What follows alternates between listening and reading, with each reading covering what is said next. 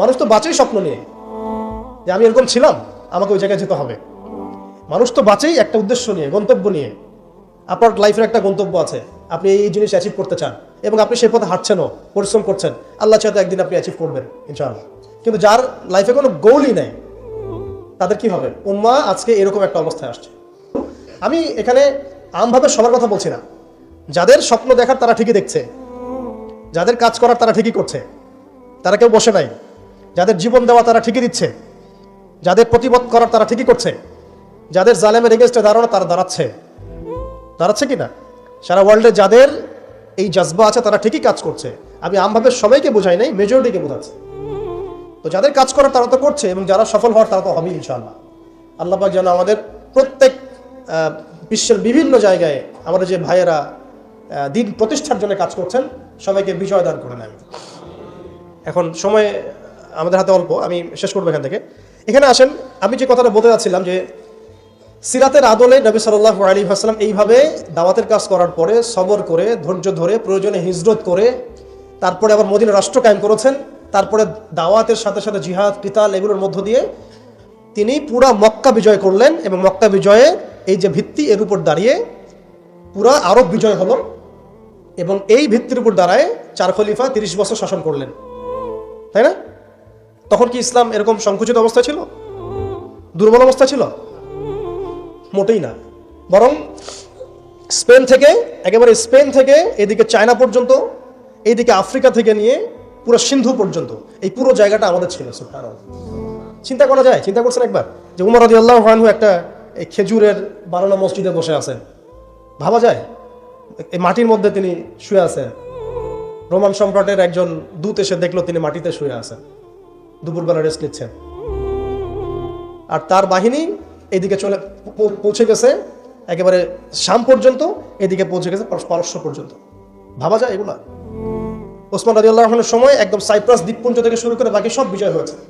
উমাইয়াদের সময় দেখা গেছে একদম স্পেন থেকে নিয়ে এদিকে চায়না পর্যন্ত, আর বললো আফ্রিকা থেকে নিয়ে সিন্ধু পর্যন্ত বিজয় হয়েছে। আব্বাসীয়দের সময় হয়েছে। এইভাবে প্রায় 1250 বছর আমরা ওয়ার্ল্ডকে শাসন করছি।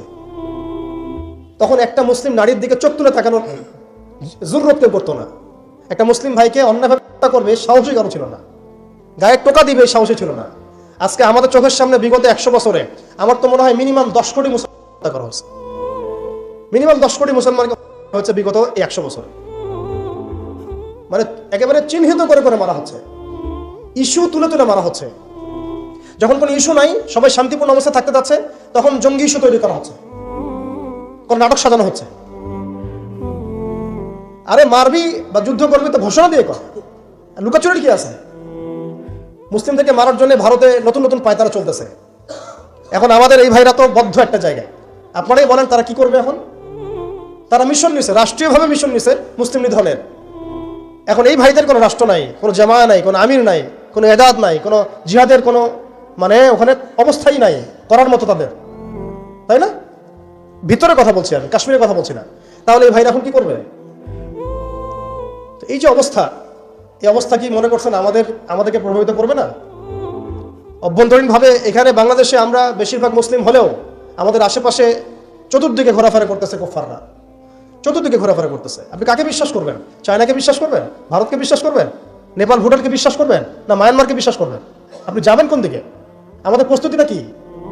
আমাদের প্রিপারেশন কি? রাষ্ট্র কি প্রিপারেশন নিচ্ছে? আমার কথা হচ্ছে রাষ্ট্র নাকি যুদ্ধ করে? সবাই বলেন একটা কথা না, রাষ্ট্রের অধীনে যুদ্ধ। তো রাষ্ট্র কি প্রিপারেশন নিচ্ছে? রাষ্ট্রের সেই ফিকির আছে কিনা? রাষ্ট্রের তো এই ফিকিরটুকু নাই যে রাষ্ট্রের মধ্যে ইসলামিক আইনগুলো বাস্তবায়িত হোক। এইটুকু ফিকির নাই তো আপনাদের। যারা ইলেকশন নির্বাচন গণতন্ত্র এগুলো করতেছেন, কার ফিকির আছে? আল্লাহর কসম করে বুকে হাত দিয়ে বলেন তো কার ফিকির আছে ক্ষমতায় গিয়ে আপনি আল্লাহর আইন বাস্তবায়ন করবেন? ইসলামপন্থী ভাইদের কথা বাদ দিস, ইসলামপন্থী ভাইদের কথা বাদ দিলাম, আমি সেকুলারদের কথা বলছি, ডেমোক্রেটিকদের কথা বলছি। রাষ্ট্র চলে আসছে এইভাবেই। আর যারা ফিকির করছেন ইসলাম নিয়ে আমি যাব, ওখানে গিয়ে এটা করবো, এটা আপনি ডেমোক্রেটিক সিস্টেমে করতে পারবেন না। আপনাকে সিস্টেমটা সরাই ফেলতে হবে। গণতন্ত্র বলে কোনো শব্দই রাখা যাবে না, তারপরে শরিয়া কায়েম করতে পারবেন। শরিয়া আর গণতন্ত্র একসাথে থাকতে পারে না। শরিয়া, গণতন্ত্র, ধর্মনিরপেক্ষতাবাদ, কমিউনিজম এগুলো একসাথে থাকতে পারে না। একটা বোতল, এর মধ্যে আছে আপনার বিষ, এখানে আপনি দুধ খেতে পারবেন না। একটা বোতল, এখানে আছে বিষ, আপনি এটাকে 1000 বার ধুইতে হবে, ধোয়ার পরে আপনি দুধ ঢালতে পারবেন, খাবার রিস্ক দিতে পারবেন, তাও খাবেন কিনা সন্দেহ আছে। দেশের যত সমস্যা দেখবেন, মিডিয়া যান, মিডিয়া গেলে মনে হবে দেশের সমস্ত সমস্যার হালত এবং সমাধান হচ্ছে একটা বিষয়, মিডিয়ার ভাষায়। মিডিয়ায় ঢোকেন, দেখেন কি হচ্ছে, অনেক প্রবলেম দেশের মধ্যে, সংস্কার এইটা সেটা অনেক কিছু হচ্ছে। ভাবখানা এমন যে সব কিছু থেকে উদ্ধার করবে আমাকে একটা শব্দ, তার নাম নির্বাচন। তার নাম মানে নির্বাচন হলেই সব সমাধান হয়ে যাবে। এটা আমাদের আকীদা, আমাদের চিন্তা এরকম ভাই। একটা মুদির দোকানদারকে জিজ্ঞাসা করেন, সেও এই কথাই বলবে। আবার বুদ্ধিজীবীকে জিজ্ঞাসা করেন, সেও এই কথাই বলতেছে। টকশোতে বসে সেও কথা বলতেছে। এমপিকে বলেন, সেও কথা বলতেছে। মানে পুরো অবচেতন দাসত্ব, অবচেতন ইবাদত। দেখেন আমাদের অবচেতন মনে আমরা ইবাদত করে ফেলছি গণতন্ত্রের, পশ্চিমাদের ওদের তন্ত্রমন্ত্রগুলো। ইলেকশন দিলে সব সমাধান হয়ে যাবে? কোন পদ্ধতিতে আপনি দিবেন? দেওয়ার পরে কি হবে? মূলনীতি কি থাকবে? সংবিধান কি থাকবে? সংস্কারগুলো কি কি হবে? আপনি কি আল্লাহর জমিন, আল্লাহর দিন কায়েমের দিকে আসবেন কিনা? এখানে তো অনেক কথা আছে। এগুলোকে সলিউশন না করে XYZ যেই আসো, আপনি আমাকে বসায় দিলে আমি কিছুই করতে পারবো না। সিম্পল, আমাকে বসায় দেন, আমি কিছুই করতে পারবো না। আপনি সবচেয়ে পরহেজগার মানুষটাকে বসায় দেন, সেও কিছু করতে পারবে না, কারণ সিস্টেমটাই তাকে করতে দিবে না। এই জিনিসগুলো আমাদের বোঝা উচিত। উম্মার সংকটগুলো এইভাবে আমাদের আইডেন্টিফাই করতে হবে। যে অনেক লম্বা হয়ে যাচ্ছে, হয়তো আমি শেষ করে দিই এখন। শেষ করি ভাই, অনেক লম্বা করা যাবে না, নামাজের ব্যাপার আছে। এখানে আমাদের ওই হারানো ঐতিহ্যটাকে আমরা বুঝতে পারলাম, আমরা কোথায় ছিলাম, কোথায় ছিলাম আমরা, এটা কি বুঝতে পারছেন? এখন দেখেন আমরা আসি কোথায়। এখন আসি কোথায়? এক বাক্যে, আমাদের সারা ওয়ার্ল্ডে কোনো খিলাফা স্টেট নাই, 1 নাম্বার কথা। 2 নাম্বার, নাই তো নাই, জেরুজালেম আমাদের হাতে ছিল, ওইটাও আমাদের কাছ থেকে কেড়ে নেওয়া হয়েছে। তারপরে আমাদেরকে এরকম 57টা পিস পিস রাষ্ট্রে ভাগ করা হয়েছে, ওই খেলাফা রাষ্ট্রকে বাদ দিয়ে। এবং প্রত্যেকটা রাষ্ট্রের মধ্যে মোনাফেক শাসক বসায় দেওয়া হয়েছে। একদম খোলামেলা বলে দিল, প্রত্যেকটা রাষ্ট্রের মধ্যে ম্যাক্সিমাম মোনাফেক শাসক বসায় দেওয়া হয়েছে, যারা নিজেরাই পশ্চিমাদের হয়ে সার্ভ করবে এবং আল্লাহর জমিনে তাগুত কায়েম করবে, আল্লাহর জমিনে তাগুত কায়েম করবে। এবং করেছে তারা এটা। তাগুত কি তারা তো বুঝে না। তাগুত মানে শয়তান। যেখানে আল্লাহর বিধান চলে না, ওখানে শয়তানের বিধান চলে, সিম্পল। এটা 1000 জন বুদ্ধিজীবী মিলেও যদি একটা সংবিধান লিখে আর সেখানে আল্লাহ বিরোধী আইন থাকে, সেটা তাগুত। সেটার নাম কি? তাগুত। এই তাগুত মানে শয়তান। কেউ যদি ওর প্রতি ইমানদার হয়ে মারা যায়, জাহান্নামে যাবে। কেউ যদি ওর প্রতি ইমানদার হয়ে মারা যায়, সরাসরি জাহান্নামে যাবে ইনশাআল্লাহ, কারণ সে তাগুতের দাসত্ব করছে। আর আমাদেরকে বলাই হয়েছিল, ওয়ামা ইয়াকফুর বিত্তাগুত ওয়া ইউমিন বিল্লাহ ফাকাদ ইসতামসাকা বিল উরওয়াতিল ওয়াসকা লা ইনফিসামা লাহা ওয়াল্লাহু সামিউন আলিম। সূরা বাকারায় 256 নম্বর আয়াত পড়ে দেখুন, ভাষায় নিয়ে আয়াতুল কুরসিতে পড়ে আছে। তাগুতকে কুফরি না করা পর্যন্ত কেউ মুমিন হইতে পারে না। তাগুতের সাথে কুফরি না করা পর্যন্ত কেউ মুমিন হইতে পারবে না, এটাই বাস্তব। এখন এইভাবে আমাদেরকে ভাগ করা হয়, মুনাফিক শাসক বসায় দেওয়া হয়। শুধু তাই না, প্রত্যেকটা কান্ট্রির মধ্যে ওই 4 দেবতা 5 দেবতা ঢুকাই দেওয়া হয়েছে, ওই যে বললাম আগে। তারপরে একটা ডিপার্টমেন্ট ধরে ধরে তারা ধ্বংস করছে, একটা ডিপার্টমেন্ট ধরে ধরে। রাজনীতি ধ্বংস করছে, ইসলামিক রাজনীতি সরাই দিয়েছে। অর্থনীতি ধ্বংস করছে, সুদ ঢুকাই দিয়েছে। তার মধ্যে ঘুষ আছে, ইনফ্লেশন আছে, দুর্নীতি আছে, এগুলো তো আছেই। তারপরে সমাজের যে আমাদের ব্যাপারগুলো, সমাজের নীতি নৈতিকতার বিষয়গুলো দেখেন একেবারেই উঠাই দিচ্ছে দিন দিন। সমাজকে ধ্বংস করছে, অর্থনীতি ধ্বংস করছে, রাজনীতি ধ্বংস করছে, মিডিয়াগুলো ওদের হাতে নিয়ে নিয়েছে। মিডিয়া হাতে নেওয়া মানে হচ্ছে মানে দিনকে ওরা রাত বানাই দেবে, রাতকে দিন বানাই দেবে। আর আপনারা তাদেরকে এত বিশ্বাসও করেন, অনেকে একটু ইসলামিক নিউজ করলে আপনারা বিশ্বাসও করেন। আসার সময় যে আমরা মাওয়াদি আসলাম, ওখানে দেখবেন একটা পোস্টার আছে বড় করে, সেটাতে লেখা আছে যে ওই যে আবু সাইদের ছবি দেওয়া আছে, দিয়ে আছে কি নতুন বাংলাদেশে স্বাগতম না এরকম কিছু একটা, নিচে লেখা আছে প্রথম আলো। দেখেন এদের চরিত্র দেখেন। এরা বিগত প্রায় শুরু থেকে এরা আজ পর্যন্ত এই তাগুতের সার্ভ করছে, ভারতের দালালি করছে, ফ্যাসিস্টের দোষর ছিল। এরা আমাদেরকে জঙ্গি বানাইছে, এরা বহু মানুষকে কারাগারে পাঠাইছে, এরা বহু মানুষের গুমের জন্য দায়ী, খুনের জন্য দায়ী, হত্যার জন্য দায়ী, ফাঁসির জন্য দায়ী। এরা আবার পাল্টি মারলো পরিবর্তিত বাংলাদেশ। দেখছেন, এই হচ্ছে মিডিয়ার অবস্থা। প্রত্যেকটা মিডিয়া ওরা হাতে নিয়ে নিয়েছে। এবং এর সাথে প্রযুক্তিগত উন্নয়ন। আমি তো বলছিলাম যে মানে আমাদেরকে এইভাবে মনিটর করা হতো যে আমাদের ফোনে যদি আপনি একটা কল দেন, মেসেজ করেন, তাহলে আপনি ট্রেস হয়ে যাবেন। এইভাবে মনিটর করা যায়। আপনি গোপনে আপনার স্ত্রীকে কি বলছেন সেটা তারা শুনতেছে আরিফেতে। এখন প্রশ্ন হচ্ছে যে এই ওদের যে মানে অগ্রগতি, আমাদের যে অধঃপতন, এই জিনিসটার জন্য কি শুধু তারাই দায়ী না আমরাও দায়ী আছি? শুধু কি তারাই দায়ী না আমরা দায়ী আছি? আমরা আমাদের আগে দোষগুলো খুঁজে বের করব। আমরা নিজেরা আমাদের আগে ল্যাকিংসগুলোকে খুঁজে বের করব। আপনি দেখবেন, খুঁজতে থাকেন, প্রথম ল্যাকিংস পাবেন আপনি, আমি, বেশিরভাগ মানুষই জীবনের মৌলিক উদ্দেশ্য থেকে সরে গেছে। আমরা দুনিয়াদার হয়ে গেছি ভাই। আমরা এই দুনিয়াতে এইভাবে থাকার জন্য আসি নাই। আল্লাহ পাক আমাদেরকে পাঠাইছেন এই দুনিয়াতে দুইটা কাজ দিয়ে। একটা হচ্ছে আল্লাহর ইবাদত করতে হবে এবং তার জমিনে দিন কায়েম করতে হবে। এখানে আমি অন্য কোনো উদ্দেশ্যে আসি নাই, আমরা মুসাফির এখানে সবাই। আল্লাহ পাক বলেছেন ওয়ামা খালাকতুল জিন্না ওয়াল ইনসা ইল্লা লিয়াবুদুন, আর ইন তানসুরুল্লাহ ইয়ানসুরকুম ওয়া ইউসাব্বিত আকদামাকুম ওয়ালা তামুতুন্না ইল্লা ওয়া আনতুম মুসলিমুন। কতগুলো আয়াত আছে। ইন্নাল্লাহা লা ইউগাইয়িরু মা বিকওমিন হাত্তা ইউগাইয়িরু মা বিআনফুসিহিম। আয়াতের পর আয়াত বলা যাবে আমাদেরকে এই দুনিয়াতে পাঠানো হয়েছে দুইটা কাজ। আমাদেরকে আল্লাহর ইবাদত করতে হবে এবং আল্লাহর জমিনে তার দিন কায়েম করতে হবে। এটা আমাদের কাজ, বাকি সবকিছু গৌণ, এগুলো মুখ্য কাজ, মেইন। এবং আমাদেরকে দিন দেয়া হয়েছে কেন? হুয়াল্লাযী আরসালা রাসূলাহু বিল হুদা ওয়া দীনিল হক লিইয়ুযহিরাহু আলা দ্বীনি কুল্লি। এই দিনটা আল্লাহ পাক দিয়েছেন এই কারণেই যাতে এই দিন অন্য সমস্ত দিনের উপর জয়লাভ করে। তো জয়লাভ কখন করবে? যখন আমরা ফিকির করবো তখন। এটা কি আব্রাহার যুগ যে আবাবিল পাখি এসে পাথর ছুড়বে? বলেন, এখন পাথর আপনাকে আমাকে ছুড়তে হবে?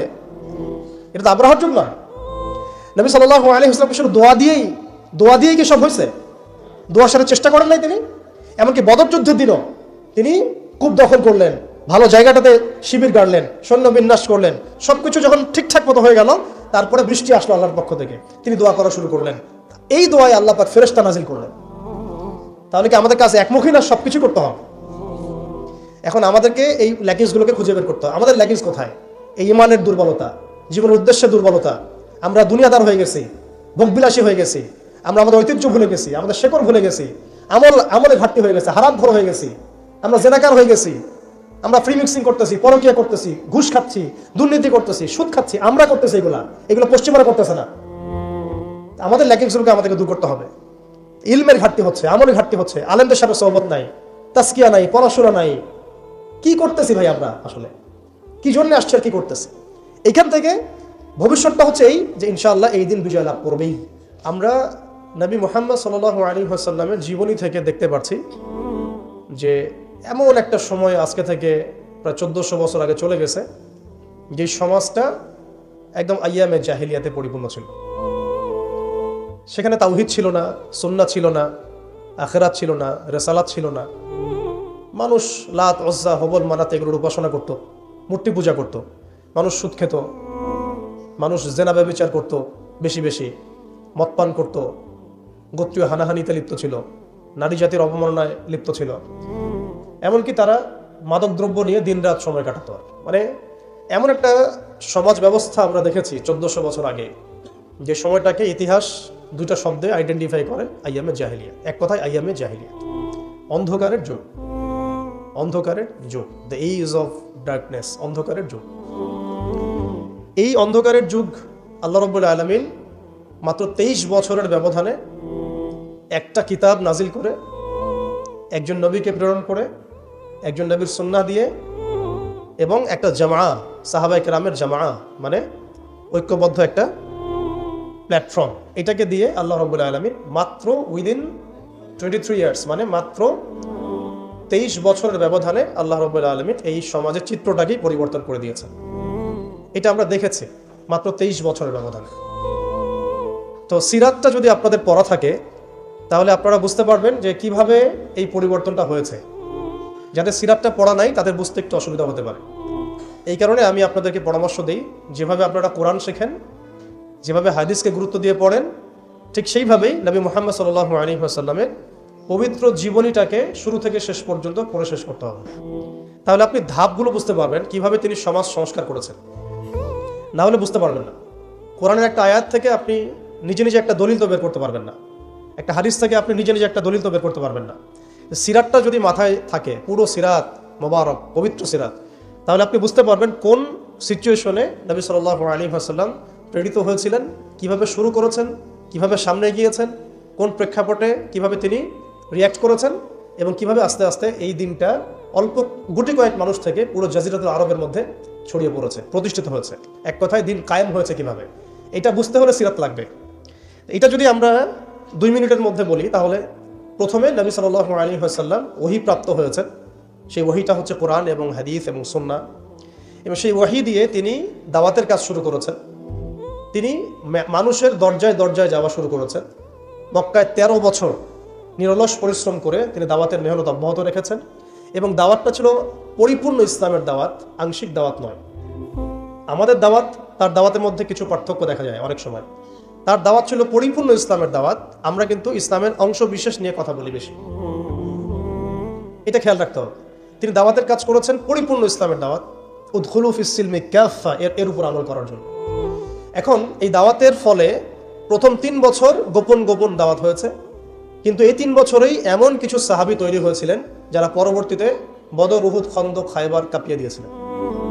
যেমন আবু বকর সিদ্দিক, ওমর ইবনে খাত্তাব, ওসমান বিন আফফান, আলী ইবনে আবি তালেব, যায়েদ ইবনে হারসা, তারপরে বেলাল ইবনে রাবাহ, হামজা রাদিয়াল্লাহু আনহু, আব্দুর রহমান বিন আউফ, সাদ বিন আবি ওয়াক্কাস, আবু উবাইদা ইবনে জাররাহ, এরকম বরেণ্য সাহাবী যারা, এই সাহাবীরা তৈরি হয়েছেন কখন? ওই প্রথম সময়ের দিকে, প্রথম 13 বছরে, প্রথম 3 বছর গোপন দাওয়াতে এরকম বরেণ্য সাহাবায়ে কেরাম ইসলাম কবুল করা শুরু করেন। এরপরে দাওয়াতের গতি আরও বেগবান হয় যখন মক্কার শক্তিশালী কিছু মানুষ ইসলাম কবুল করেন, যেমন হামজা রাদিয়াল্লাহু আনহু, ওমর ইবনে খাত্তাব, এইরকম কিছু মানুষ। কারণ তাদের একজনের বক্তব্য বা একজনের অবস্থান সমাজে আরও 100 জনের সমান ছিল, 1000 জনের সমান ছিল। যখন সমাজে দাওয়াতের মধ্য দিয়ে প্রভাবশালী কিছু ব্যক্তি ইসলামের দিকে চলে আসে, তখন ইসলাম শক্তিশালী হয় এবং দাওয়াতটা বেগবান হওয়া শুরু হলো। দাওয়াত যত বেগবান হওয়া শুরু হলো, ততই কাফেরদের নির্যাতন বাড়তে থাকলো। দাওয়াত যত বেগবান হচ্ছিল, নির্যাতনের মাত্রা তত বাড়ছিল। আমরা বিপরীতভাবে বলতে পারি, নির্যাতনের মাত্রা যত বাড়ছিল, দাওয়াতও তত বেগবান হচ্ছে। আজকের বিষয় তাই হচ্ছে। ইসলামকে মুছে ফেলার যত চেষ্টা করা হচ্ছে, ইসলাম ততই ছড়িয়ে পড়ছে, আলহামদুলিল্লাহ। তো এই বিষয়গুলো সিরাত থেকে দেখবেন সব মিলে যাবে। ওই যে আইয়ামে জাহিলিয়াতের বর্ণনা দিলাম, এখনকার বিশ্বে এই প্রত্যেকটা জাহিলিয়াত মজুদ আছে। প্রথমে যে আইয়ামে জাহিলিয়াতের যে খাসলতগুলো বললাম, সেগুলো এখনকার বিশ্বে শতভাগ মজুদ আছে। এটা অনেক লম্বা আলোচনা। এখন তো মানুষ সরাসরি মুসলিমরা লাত, ওজ্জা, হবল, মানাতের ইবাদত না করলেও অদৃশ্য কিছু শিরকি মতবাদের ইবাদত করে, যেমন গণতন্ত্র, যেমন কমিউনিজম, ধর্মনিরপেক্ষতাবাদ, তারপরে জাতীয়তাবাদ, তারপরে এথিজম, নাস্তিকতা। এগুলো কিছু পশ্চিমা মতবাদ। এগুলো দেখা যায় না, ছোঁয়া যায় না, ভার্চুয়াল, ইনভিজিবল, কিন্তু এগুলো একটা আদর্শ। যে আদর্শগুলোর মধ্যে কুফর আছে, শিরক আছে, হারাম আছে, তাগুত আছে। সরাসরি মূর্তির সামনে সেজদা না করলেও অবচেতনভাবে মুসলিমরা আজকে এই মতবাদগুলোর পূজা করতেছে। এটাও শিরকের মধ্যেই পড়ছে, আংশিক হইলেও। কোনো কোনো ক্ষেত্রে যদি আকীদা ঠিক না থাকে, তাহলে পরিপূর্ণ শিরক হবে। এখন কথা হচ্ছে, এটা গেল মুসলমানদের অবস্থা। অমুসলিমরা তো মূর্তি পূজা করছেই। বিশ্বের বেশিরভাগ মানুষ এখন দেখা যাচ্ছে খ্রিস্টান ধর্মাবলম্বী, যারা ঈসা আলাইহিস সালামকে আল্লাহর পুত্র সাব্যস্ত করছে, নাউযুবিল্লাহি মিন যালিক। ইহুদিরা ওজাইর আলাইহিস সালামকে আল্লাহর পুত্র সাব্যস্ত করছে। আর মালউন যারা, মালউন মুশরিক, তারা কি করছে এটা তো আপনারা দেখতেই পাচ্ছেন। তারা লক্ষ কোটি দেবতার পূজা করছে, প্রকৃতির পূজা করছে। এর বাইরে আবার নতুন মতবাদ আসছে এখনকার বিশ্বে, নাস্তিকতা, যেটা এত এত উঁচু স্তরে ছিল না বিশ্বে তখনও। এই নাস্তিকতা দিন দিন এটা বাড়ছে আর বাড়ছে, বাড়ছে আর বাড়ছে। মানুষকে আল্লাহর দাসত্ব থেকে বের করে অন্য কোনো সত্তার দাসত্বের দিকে তারা নিয়ে যাওয়ার চেষ্টা করছে নাস্তিকতার আদলে। ওই জাহালাতগুলো এখন দূর হয় নাই, বরং বহু উঁচু স্তরে এটা সমাজে ছড়িয়ে পড়েছে আরো। কারণ সে স্বর্ণযুগ থেকে আমরা বের হয়ে আসছি, সে স্বর্ণযুগ আমাদের এখন তো নাই। এখন ওই যে সুদ, এই সুদ এখন হয়েছে বিশ্ব ব্যবস্থার সুদভিত্তিক ব্যাংকিং সিস্টেম। একই সুদ, বরং তার চেয়ে ভয়াবহ। 90% মুসলিম সুদের সাথে সম্পৃক্ত, অলমোস্ট। হিসাব করে দেখেন আপনারা, থাকতে হবেই। ওয়ার্ল্ড ব্যাংকের আন্ডারে, IMF এর আন্ডারে, ফেডারেল রিজার্ভ ব্যাংকের আন্ডারে মুসলিম সংখ্যাগরিষ্ঠ থাকলেই একটা রাষ্ট্র ইসলামিক স্টেট হয় না। মুসলিম সংখ্যাগরিষ্ঠ থাকলে একটা রাষ্ট্র কখনো ইসলামিক স্টেট হয় না। একটা রাষ্ট্র তখনই ইসলামিক স্টেট হয় যখন সেটা আল্লাহর আইন দ্বারা পরিচালিত হয়। তো বাংলাদেশ কি আল্লাহর আইন দ্বারা পরিচালিত হয়? সবাই জানি এটা হয় না। এটা হওয়ার ইচ্ছাও কি তাদের আছে? যারা লিডিং রোল প্লে করে তাদের তো ইচ্ছাও নাই, কারণ তারা মনে করে ইসলামিক আইন দিয়ে যদি রাষ্ট্র চলে তাহলে রাষ্ট্র নাকি মৌলবাদী রাষ্ট্র হয়ে যাবে, পশ্চিমারা রাগ করবে, আমেরিকা আব্বু মাইন্ড করবে, ভারত নাকি খেপে যাবে। এগুলো তারা মনে করে। এই জুজুর ভয় তারা আমাদেরকে দেখায়। এগুলো সব জুজুর ভয়। অথচ রাসূলুল্লাহ সাল্লাল্লাহু আলাইহি ওয়াসাল্লাম যখন মদিনা রাষ্ট্র কায়েম করেছেন, তখন বিশ্বে রোমানরা পরাশক্তি ছিল, পারস্যরা পরাশক্তি ছিল। মদিনা রাষ্ট্রের আয়তন এতটুকু ছিল, ছোট না, খুব বড় রাষ্ট্র ছিল না, ছোট একটা রাষ্ট্র, জনসংখ্যাও কম। মদিনার মধ্যে বনু কুরাইজা, বনু কাইনুকা, বনু নাজির আছে, পাশে আবার কিছু পত্তলিকও আছে। মদিনার ভিতরে আবার মুনাফিকরাও আছে। তাদের তাদের অস্তিত্বের উপরেই মদিনা রাষ্ট্র কায়েম হলো এবং সেখানে আল্লাহ পাকের বিধান বাস্তবায়িত হলো। কই তখন তো আমরা এভাবে চিন্তা করি নাই যে রোমানরা খেপে যাবে, পার্সিয়ানরা খেপে যাবে। ওরা তখন সংখ্যার দিক থেকে, অস্ত্রের দিক থেকে, জনবলের দিক থেকে, মানে আপনার সার্বভৌমত্বের দিক থেকে মুসলিমদের চেয়ে অনেক শক্তিশালী ছিল। কিন্তু কোনো মুসলিম তো এভাবে চিন্তা করে নাই যে আল্লাহর জমিন, আল্লাহর আইন বাস্তবায়িত করলে ওরা আমাদের উপর খেপে যাবে, তেরে আসবে। আর আসলেই বাকি যে কয়েকবার তেরে আসছে সে কয়েকবার তারা নাকামি চুবানি খেয়ে বিতাড়িত হয়েছে। আমরা সেই রোমানদেরকে ডিফিট করেছিলাম, সেই পার্সিয়ানদেরকে ডিফিট করেছি, সেই রোম সাম্রাজ্য, সিরিয়া, শাম এগুলো আমরা বিজয় করেছি, সে পারস্য আমরা বিজয় করেছি। যারা আমাদের এগেনস্টে দাঁড়ানোর চেষ্টা করেছে আল্লাহ পাক ধুলা মারি উড়িয়ে দিয়েছিল। কই তখন তো আমাদেরকে এত নেগেটিভ চিন্তা করতে হয় নাই, ব্যাকফুট চিন্তা করতে হয় নাই। এখন হয় কেন? বিকজ আমরা সেই ইমান, সেই তাকওয়া, সেই আকীদা, সেই আমল, সেই মানহাজের মধ্যে নাই। As simple as that. আমরা এখন সেই অবস্থায় নাই, ইমানের দিক থেকে, আমলের দিক থেকে, তাসকিয়ার দিক থেকে, জামাতের দিক থেকে, সবচেয়ে বড় কথা হচ্ছে দিন পালনের দিক থেকে। আর কি দিন বোঝা এবং পালন করার দিক থেকে আমরা ওই জায়গায় নাই। আমরা দেখুন দিন পালন করছি আংশিক, যতটুকু আমার পক্ষে পসিবল হচ্ছে আংশিক, বুফের মতো আমরা মনে করছি, যেটা ইচ্ছা নিব, যেটা ইচ্ছা নিব না। দিন তো বুফে না। উদখুলু ফিস সিলমি কাফা মানে হচ্ছে দিনে আমাকে পরিপূর্ণরূপে প্রবেশ করতে হবে। যখন যেটা আমার সামনে আসবে আমাকে সেটা করতে হবে। ফরজ হয়েছে নামাজ পড়তে হবে, জাকাত ফরজ হলে জাকাত দিতে হবে, হজ ফরজ হলে হজ করতে হবে। আমার এখানে অপশনাল কোনো থিঙ্কিং এর তো সুযোগ নাই। পর্দা ফরজ হলে পর্দা করতে হবে, ইভেন জিহাদ ফরজ হলে জিহাদও করতে হবে। যেটা ফরজ হবে সেটা করতে হবে, যেটা ওয়াজিব সেটা করতে হবে, যেটা সুন্নাহ সেটা আমল করতে হবে। এখানে তো আমার অপশন নাই যে আল্লাহ আমি পর্দাটুকু বাদ দিয়ে দাও আমার জন্য, নাউজুবিল্লাহ, আমার জন্য মদটাকে হালাল করে দাও, নাউজুবিল্লাহ, আমার জন্য জেনাকে হালাল করে দাও, নাউজুবিল্লাহ। এটা কি সম্ভব? কিন্তু আমরা এই সিস্টেমগুলোর মধ্য দিয়ে আল্লাহর হালালকে হারাম করছি, হারামকে হালাল করছি। তো আমি বলছিলাম ওই জাহালাতের এই না সুদভিত্তিক সিস্টেম দূর হয়েছে, আর না সেই মাদক দূর হয়েছে, আর না সেই শিরক দূর হয়েছে, আর না গোত্রীয় হানাহানি দূর হয়েছে। গোত্রীয় হানাহানি কি দূর হয়েছে? না। এখন হানাহানি গণতান্ত্রিক ভাষায় করলে জায়েজ, তাই না? গণতান্ত্রিক লেভেল দিয়ে হানাহানি, মারামারি, কাটাকাটি, মিছিল, মিটিং, শোডাউন, রাস্তায় কোপাকুপি সব জায়েজ। কিন্তু ইসলামের পরিভাষায় যদি আমরা জিহাদ ফি সাবিলিল্লাহ বলি তাহলে আটকে ওঠে, বাপরে বাপ কি অবস্থা, তাহলে মৌলবাদী, জঙ্গি, সন্ত্রাস। ছাত্ররা যা করেছিল জুলাইয়ে, এই কাজটার 10% যদি দাড়ি টুপি বলাটা করতো তাহলে মনে হয় বাংলাদেশেও সব মসজিদ সিলগালা মেরে দিত, সব মাদ্রাসা সিলগালা করে দিত, তাই না? মানে গণতান্ত্রিক পরিভাষায় এই ফিতনাগুলো জায়েজ, তাই না? ফিতনা মানে পরীক্ষা, ফিতনা মানে শব্দ কি? পরীক্ষা। এই পরীক্ষাই তো আমরা। কিন্তু ইসলামিক পরিভাষা যদি আমরা ইবাদত বলি, ইসলামিক পরিভাষা একটা ইবাদত, সেটা নাজায়েজ হয়ে যাচ্ছে। আর গণতান্ত্রিক পরিভাষায় তথাকথিত এই গণতান্ত্রিক রাষ্ট্রে এবং গণতান্ত্রিক এই বিশ্বে এগুলোকে তারা জায়েজ করে নিয়েছে। এই সিস্টেমগুলো আমাদেরকে কখনোই সেই হারানো ঐতিহ্য ফিরাই দিবে না। এই সিস্টেমগুলোর মধ্য দিয়েও কখনো ইসলাম কায়েম করা সম্ভব নয়। আপনারা আরো 100 বছর ট্রাই করেন, 100 বছর পরে হলেও বুঝবেন। যদি হতো 100 বছর আগেই হইতো। আরো 100 বছর ট্রাই করেন, তারপরেও যদি আক্কেল হয়। এই সিস্টেমগুলো তৈরি করা হয়েছে আমাদেরকে ওদের দাস বানানোর জন্য। আমরা যদি সংখ্যাগরিষ্ঠ আসনে সংসদেও যাই, তবু একটা বৈশ্বিক সিদ্ধান্ত নেওয়ার জন্য আমাকে জাতিসংঘের দ্বারস্থ হতে হবে। ও যদি আমাকে পারমিশন দেয় তাহলে আপনি করতে পারবেন, না দিলে করতে পারবেন না। ওয়ার্ল্ড ব্যাংক লোন দিলে খাইতে পারবেন, না হলে খাইতে পারবেন না। ফেডারেল রিজার্ভ আপনাকে লোন দিলে খাইতে পারবেন, না হলে খাইতে পারবেন না। তোমরা কারা আমাদেরকে খাওয়ানো? তোমরা কারা? তোমাদের কাছে কিসের পারমিশনের দরকার আছে আমাদের? রোমানদের কাছে কি নবী সাল্লাল্লাহু আলাইহি ওয়াসাল্লাম পারমিশন চাইছিলেন নাকি? পার্সিয়ানদের কাছে ওই যুগে তিনি পারমিশন চাইছেন নাকি? আমাদের স্টেট, আমাদের জমি, আমাদের দিন, আমাদের রাষ্ট্র, তুমি কে আমাদেরকে এগুলো বলার? তোমাদেরকে কে অথরিটি দিছে সারা বিশ্বের মরলগিরি করতে? কে তোমাকে বলছে যে আমেরিকা হচ্ছে পৃথিবীর মানে রুলিং স্টেট? এই আইডেন্টিটি তোমাকে কে দিছে?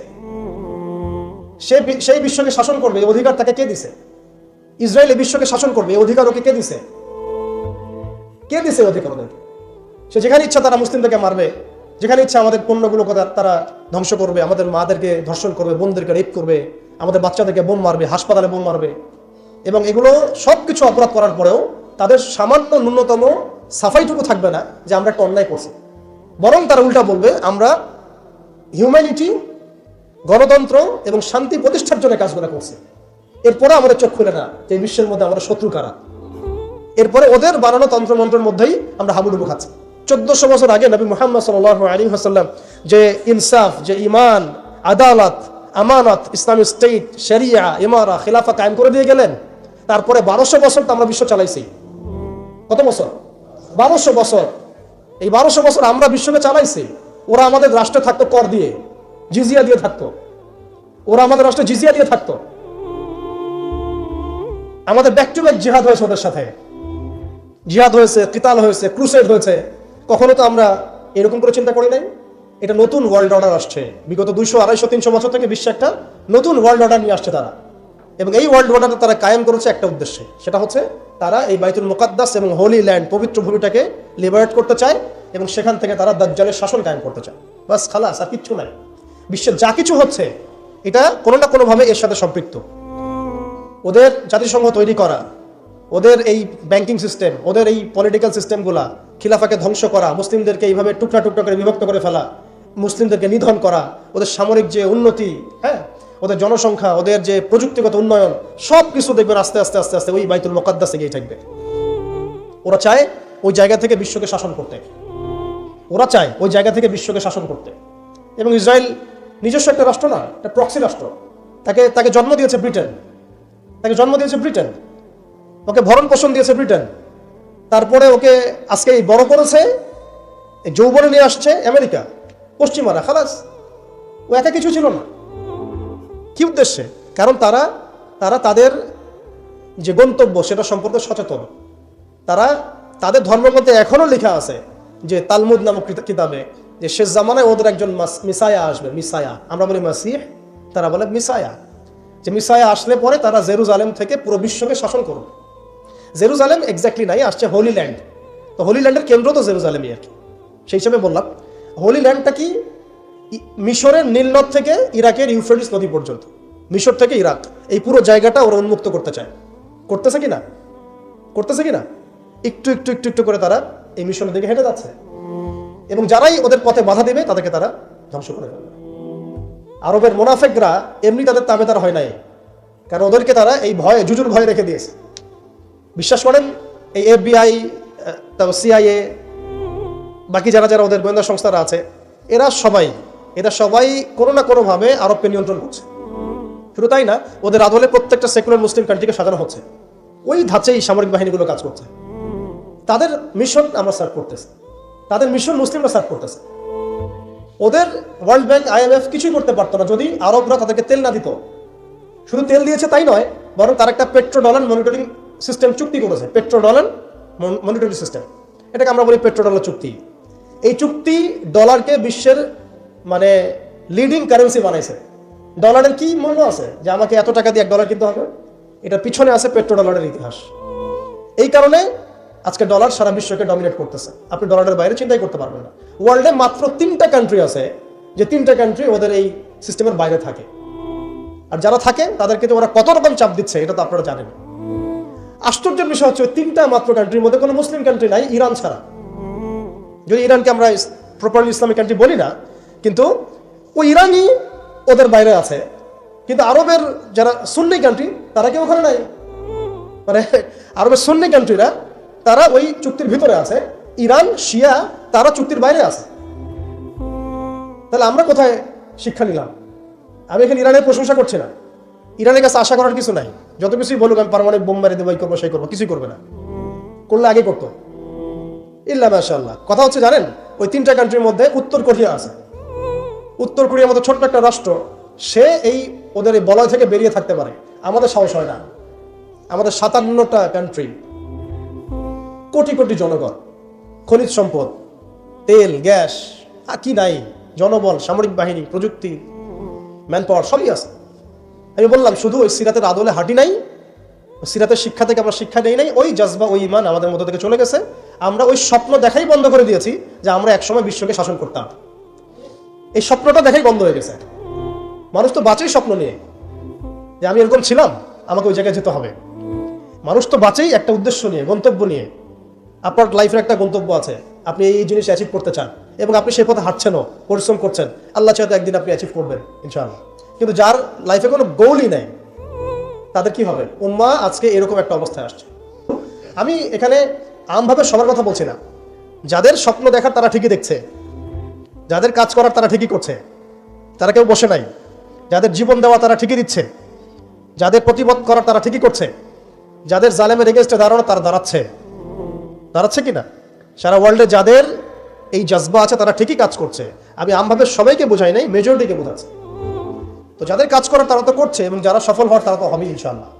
আল্লাহ পাক যেন আমাদের প্রত্যেক বিশ্বের বিভিন্ন জায়গায় আমাদের যে ভাইয়েরা দিন প্রতিষ্ঠার জন্য কাজ করছেন সবাইকে বিজয় দান করেন। আমি এখন সময় আমাদের হাতে অল্প, আমি শেষ করবো এখান থেকে।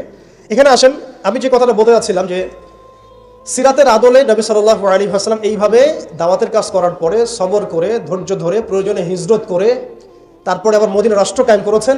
তারপরে দাওয়াতের সাথে সাথে জিহাদ, কিতাল এগুলোর মধ্য দিয়ে তিনি পুরা মক্কা বিজয় করলেন, এবং মক্কা বিজয়ে এই যে ভিত্তি এর উপর দাঁড়িয়ে পুরা আরব বিজয় হলো, এবং এই ভিত্তির উপর দাঁড়ায় 4 খলিফা 30 বছর শাসন করলেন, তাই না? তখন কি ইসলাম এরকম সংকুচিত অবস্থায় ছিল, দুর্বল অবস্থা ছিল? মোটেই না। বরং স্পেন থেকে এদিকে চায়না পর্যন্ত, এইদিকে আফ্রিকা থেকে নিয়ে পুরো সিন্ধু পর্যন্ত এই পুরো জায়গাটা আমাদের ছিল। সুবহানাল্লাহ। চিন্তা করা যায়? চিন্তা করছেন একবার যে উমর রাদিয়াল্লাহু আনহু একটা এই খেজুরের বানানো মসজিদে বসে আছেন? ভাবা যায়? এই মাটির মধ্যে তিনি শুয়ে আছেন। রোমান সম্রাটের একজন দূত এসে দেখলো তিনি মাটিতে শুয়ে আছেন, দুপুরবেলা রেস্ট নিচ্ছেন, আর তার বাহিনী এইদিকে পৌঁছে গেছে একেবারে শাম পর্যন্ত, এদিকে পৌঁছে গেছে পারস্য পর্যন্ত। ভাবা যায় এগুলা? ওসমান রাদিয়াল্লাহু আনহুর সময় একদম সাইপ্রাস দ্বীপপুঞ্জ থেকে শুরু করে বাকি সব বিজয় হয়েছে। উমাইয়াদের সময় দেখা গেছে একদম স্পেন থেকে নিয়ে এদিকে চায়না পর্যন্ত, আর বললো আফ্রিকা থেকে নিয়ে সিন্ধু পর্যন্ত বিজয় হয়েছে। আব্বাসীয়দের সময় হয়েছে। এইভাবে প্রায় 1250 বছর আমরা ওয়ার্ল্ডকে শাসন করছি। তখন একটা মুসলিম নারীর দিকে চোখ তুলে তাকানোর জরুরত কেউ করতো না। একটা মুসলিম ভাইকে অন্যায়ভাবে হত্যা করবে সাহসী কারো ছিল না, গায়ে টোকা দিবে সাহসী ছিল না। আজকে আমাদের চোখের সামনে বিগত 100 বছরে আমার তো মনে হয় মিনিমাম 10 কোটি মুসলমান হত্যা করা হয়েছে। মিনিমাম 10 কোটি মুসলমানকে হচ্ছে বিগত এই 100 বছরে, মানে একেবারে চিহ্নিত করে করে মারা হচ্ছে, ইস্যু তুলে তুলে মারা হচ্ছে। যখন কোনো ইস্যু নাই, সবাই শান্তিপূর্ণ অবস্থায় থাকতে যাচ্ছে, তখন জঙ্গি ইস্যু তৈরি করা হচ্ছে, কোন নাটক সাজানো হচ্ছে। আরে মারবি বা যুদ্ধ করবি তো ঘোষণা দিয়ে কর, লুকাচুরির কি আছে? মুসলিমদেরকে মারার জন্য ভারতে নতুন নতুন পায়তারা চলতেছে। এখন আমাদের এই ভাইরা তো বদ্ধ একটা জায়গায়। আপনারাই বলেন তারা কি করবে এখন? তারা মিশন নিছে, রাষ্ট্রীয়ভাবে মিশন নিছে মুসলিম নিধনের। এখন এই ভাইদের কোনো রাষ্ট্র নাই, কোনো জামায়া নাই, কোনো আমির নাই, কোনো এদাদ নাই, কোনো জিহাদের কোনো মানে ওখানে অবস্থাই নাই করার মতো তাদের, তাই না? ভিতরে কথা বলছি আমি, কাশ্মীরের কথা বলছি না। তাহলে এই ভাইরা এখন কি করবে? এই যে অবস্থা, এই অবস্থা কি মনে করছেন আমাদেরকে প্রভাবিত করবে না? অভ্যন্তরীণভাবে এখানে বাংলাদেশে আমরা বেশিরভাগ মুসলিম হলেও আমাদের আশেপাশে চতুর্দিকে ঘোরাফেরা করতেছে কুফফাররা, চতুর্দিকে ঘোরাফেরা করতেছে। আপনি কাকে বিশ্বাস করবেন? চায়নাকে বিশ্বাস করবেন? ভারতকে বিশ্বাস করবেন? নেপাল ভুটানকে বিশ্বাস করবেন? না মায়ানমারকে বিশ্বাস করবেন? আপনি যাবেন কোন দিকে? আমাদের প্রস্তুতিটা কি? আমাদের প্রিপারেশন কি? রাষ্ট্র কি প্রিপারেশন নিচ্ছে? আমার কথা হচ্ছে রাষ্ট্র নাকি যুদ্ধ করে? সবাই বলেন একটা কথা না, রাষ্ট্রের অধীনে যুদ্ধ। তো রাষ্ট্র কি প্রিপারেশন নিচ্ছে? রাষ্ট্রের সেই ফিকির আছে কিনা? রাষ্ট্রের তো এই ফিকিরটুকু নাই যে রাষ্ট্রের মধ্যে ইসলামিক আইনগুলো বাস্তবায়িত হোক, এইটুকু ফিকির নাই তো আপনাদের। যারা ইলেকশন নির্বাচন গণতন্ত্র এগুলো করতেছেন, কার ফিকির আছে? আল্লাহর কসম করে বুকে হাত দিয়ে বলেন তো কার ফিকির আছে ক্ষমতায় গিয়ে আপনি আল্লাহর আইন বাস্তবায়ন করবেন? ইসলামপন্থী ভাইদের কথা বাদ দিচ্ছি, ইসলামপন্থী ভাইদের কথা বাদ দিলাম, আমি সেকুলারদের কথা বলছি, ডেমোক্রেটিকদের কথা বলছি। কারণ রাষ্ট্র চলে আসছে এইভাবেই। আর যারা ফিকির করছেন ইসলাম নিয়ে আমি যাব, ওখানে গিয়ে এটা করবো, এটা আপনি ডেমোক্রেটিক সিস্টেমে করতে পারবেন না। আপনাকে সিস্টেমটা সরাই ফেলতে হবে। গণতন্ত্র বলে কোনো শব্দই রাখা যাবে না, তারপরে শরিয়া কায়েম করতে পারবেন। শরিয়া আর গণতন্ত্র একসাথে থাকতে পারে না। শরিয়া, গণতন্ত্র, ধর্মনিরপেক্ষতাবাদ, কমিউনিজম এগুলো একসাথে থাকতে পারে না। একটা বোতল, এর মধ্যে আছে আপনার বিষ, এখানে আপনি দুধ খেতে পারবেন না। একটা বোতল, এখানে আছে বিষ, আপনি এটাকে 1000 বার ধুইতে হবে, ধোয়ার পরে আপনি দুধ ঢালতে পারবেন, খাবার রিস্ক নিতে পারবেন। তাও খাবেন কিনা সন্দেহ আছে। দেশের যত সমস্যা দেখবেন, মিডিয়া যান, মিডিয়া গেলে মনে হবে দেশের সমস্ত সমস্যার হালত এবং সমাধান হচ্ছে একটা বিষয়, মিডিয়ার ভাষায়। মিডিয়া ঢোকেন, দেখেন কি হচ্ছে, অনেক প্রবলেম দেশের মধ্যে, সংস্কার, এইটা সেটা অনেক কিছু হচ্ছে। ভাবখানা এমন যে সব কিছু থেকে উদ্ধার করবে আমাকে একটা শব্দ, তার নাম নির্বাচন। তার নাম মানে নির্বাচন হলেই সব সমাধান হয়ে যায়। এটা আমাদের আকীদা, আমাদের চিন্তা এরকম ভাই। একটা মুদির দোকানদারকে জিজ্ঞাসা করেন, সেও এই কথাই বলবে। আবার বুদ্ধিজীবীকে জিজ্ঞাসা করেন, সেও এই কথাই বলতেছে। টকশোতে বসে সেও কথা বলতেছে। এমপিকে বলেন, সেও কথা বলতেছে। মানে পুরো অবচেতন দাসত্ব, অবচেতন ইবাদত। দেখেন আমাদের অবচেতন মনে আমরা ইবাদত করে ফেলছি গণতন্ত্রের, পশ্চিমাদের, ওদের তন্ত্রমন্ত্রগুলার। ইলেকশন দিলে সব সমাধান হয়ে যাবে? কোন পদ্ধতিতে আপনি দিবেন? দেওয়ার পরে কি হবে? মূলনীতি কি থাকবে? সংবিধান কি থাকবে? সংস্কারগুলো কি কি হবে? আপনি কি আল্লাহর জমিন, আল্লাহর দিন কায়েমের দিকে আসবেন কিনা? এখানে তো অনেক কথা আছে। এগুলোকে সলিউশন না করে XYZ যেই আসুক, আপনি আমাকে বসায় দিলে আমি কিছুই করতে পারবো না। সিম্পল, আমাকে বসায় দেন, আমি কিছুই করতে পারবো না। আপনি সবচেয়ে পরহেজগার মানুষটাকে বসায় দেন, সেও কিছু করতে পারবে না, কারণ সিস্টেমটাই তাকে করতে দিবে না। এই জিনিসগুলো আমাদের বোঝা উচিত। উম্মার সংকটগুলো এইভাবে আমাদের আইডেন্টিফাই করতে হবে। যে অনেক লম্বা হয়ে যাচ্ছে, হয়তো আমি শেষ করে দিই এখন। শেষ করি ভাই, অনেক লম্বা করা যাবে না, নামাজের ব্যাপার আছে। এখানে আমাদের ওই হারানো ঐতিহ্যটাকে আমরা বুঝতে পারলাম, আমরা কোথায় ছিলাম, কোথায় ছিলাম আমরা, এটা কি বুঝতে পারছেন? এখন দেখেন আমরা আসি কোথায়। এখন আসি কোথায়? এক বাক্যে, আমাদের সারা ওয়ার্ল্ডে কোনো খিলাফা স্টেট নাই, এক নাম্বার কথা। দুই নাম্বার, নাই তো নাই, জেরুজালেম আমাদের হাতে ছিল, ওইটাও আমাদের কাছ থেকে কেড়ে নেওয়া হয়েছে। তারপরে আমাদেরকে এরকম 57টা পিস পিস রাষ্ট্রে ভাগ করা হয়েছে, ওই খেলাফা রাষ্ট্রকে বাদ দিয়ে। এবং প্রত্যেকটা রাষ্ট্রের মধ্যে মোনাফেক শাসক বসায় দেওয়া হয়েছে। একদম খোলামেলা বলে দিল, প্রত্যেকটা রাষ্ট্রের মধ্যে ম্যাক্সিমাম মোনাফেক শাসক বসায় দেওয়া হয়েছে, যারা নিজেরাই পশ্চিমাদের হয়ে সার্ভ করবে এবং আল্লাহর জমিনে তাগুত কায়েম করবে, আল্লাহর জমিনে তাগুত কায়েম করবে। এবং করেছে তারা এটা। তাগুত কি তারা তো বুঝে না। তাগুত মানে শয়তান। যেখানে আল্লাহর বিধান চলে না, ওখানে শয়তানের বিধান চলে, সিম্পল। এটা 1000 জন বুদ্ধিজীবী মিলেও যদি একটা সংবিধান লিখে আর সেখানে আল্লাহ বিরোধী আইন থাকে, সেটা তাগুত। সেটার নাম কি? তাগুত। এই তাগুত মানে শয়তান। কেউ যদি ওর প্রতি ইমানদার হয়ে মারা যায়, জাহান্নামে যাবে। কেউ যদি ওর প্রতি ইমানদার হয়ে মারা যায়, সরাসরি জাহান্নামে যাবে ইনশাআল্লাহ, কারণ সে তাগুতের দাসত্ব করছে। আর আমাদেরকে বলাই হয়েছিল, ওয়ামা ইয়াকফুর বিত্তাগুত ওয়া ইউমিন বিল্লাহ ফাকাদ ইসতামসাকা বিল উরওয়াতিল ওয়াসকা লা ইনফিসামা লাহা ওয়াল্লাহু সামিউন আলিম। সূরা বাকারায় 256 নম্বর আয়াত পড়ে দেখুন, বাসায় গিয়ে আয়াতুল কুরসির পড়ে আছে। তাগুতকে কুফরি না করা পর্যন্ত কেউ মুমিন হইতে পারবে না। তাগুতের সাথে কুফরি না করা পর্যন্ত কেউ মুমিন হইতে পারবে না, এটাই বাস্তব। এখন এইভাবে আমাদেরকে ভাগ করা হয়, মুনাফিক শাসক বসায় দেওয়া হয়। শুধু তাই না, প্রত্যেকটা কান্ট্রির মধ্যে ওই 4 দেবতা 5 দেবতা ঢুকাই দেওয়া হয়েছে, ওই যে বললাম আগে। তারপরে একটা একটা ডিপার্টমেন্ট ধরে ধরে তারা ধ্বংস করছে, একটা একটা ডিপার্টমেন্ট ধরে ধরে। রাজনীতি ধ্বংস করছে, ইসলামিক রাজনীতি সরাই দিয়েছে। অর্থনীতি ধ্বংস করছে, সুদ ঢুকাই দিয়েছে। তার মধ্যে ঘুষ আছে, ইনফ্লেশন আছে, দুর্নীতি আছে, এগুলো তো আছেই। তারপরে সমাজের যে আমাদের ব্যাপারগুলো, সমাজের নীতি নৈতিকতার বিষয়গুলো দেখেন একেবারেই উঠাই দিচ্ছে দিন দিন। সমাজকে ধ্বংস করছে, অর্থনীতি ধ্বংস করছে, রাজনীতি ধ্বংস করছে, মিডিয়াগুলো ওদের হাতে নিয়ে নিয়েছে। মিডিয়া হাতে নেওয়া মানে হচ্ছে, মানে দিনকে ওরা রাত বানাই দেবে, রাতকে দিন বানাই দেবে। আর আপনারা তাদেরকে এত বিশ্বাসও করেন, অনেকে একটু ইসলামিক নিউজ করলে আপনারা বিশ্বাসও করেন। আসার সময় যে আমরা মাওয়াদি আসলাম, ওখানে দেখবেন একটা পোস্টার আছে বড় করে, সেটাতে লেখা আছে যে ওই যে আবু সাইদের ছবি দেওয়া আছে, দিয়ে আছে কি নতুন বাংলাদেশে স্বাগতম না এরকম কিছু একটা, নিচে লেখা আছে প্রথম আলো। দেখেন এদের চরিত্র দেখেন। এরা বিগত প্রায় শুরু থেকে এরা আজ পর্যন্ত এই তাগুতের সার্ভ করছে, ভারতের দালালি করছে, ফ্যাসিস্টের দোষর ছিল। এরা আমাদেরকে জঙ্গি বানাইছে, এরা বহু মানুষকে কারাগারে পাঠাইছে, এরা বহু মানুষের গুমের জন্য দায়ী, খুনের জন্য দায়ী, হত্যার জন্য দায়ী, ফাঁসির জন্য দায়ী। এরা আবার পাল্টি মারলো পরিবর্তিত বাংলাদেশ। দেখছেন, এই হচ্ছে মিডিয়ার অবস্থা। প্রত্যেকটা মিডিয়া ওরা হাতে নিয়ে নিয়েছে। এবং এর সাথে প্রযুক্তিগত উন্নয়ন। আমি তো বলছিলাম যে মানে আমাদেরকে এইভাবে মনিটর করা হতো যে আমাদের ফোনে যদি আপনি একটা কল দেন, মেসেজ করেন, তাহলে আপনি ট্রেস হয়ে যাবেন। এইভাবে মনিটর করা যায়। আপনি গোপনে আপনার স্ত্রীকে কি বলছেন সেটা তারা শুনতেছে আরিফেতে। এখন প্রশ্ন হচ্ছে যে এই ওদের যে মানে অগ্রগতি, আমাদের যে অধঃপতন, এই জিনিসটার জন্য কি শুধু তারাই দায়ী না আমরাও দায়ী আছি? শুধু কি তারাই দায়ী না আমরা দায়ী আছি? আমরা আমাদের আগে দোষগুলো খুঁজে বের করব। আমরা নিজেরা আমাদের আগে ল্যাকিংসগুলোকে খুঁজে বের করব।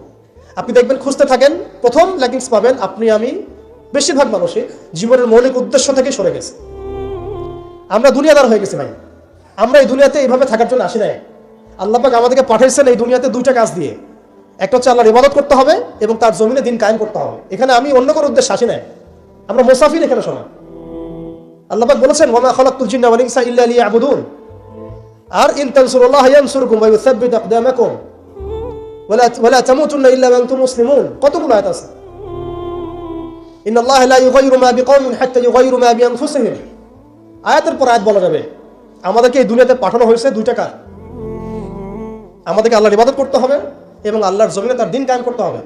এটা আমাদের কাজ, বাকি সবকিছু গৌণ, এগুলো মুখ্য কাজ, মেইন।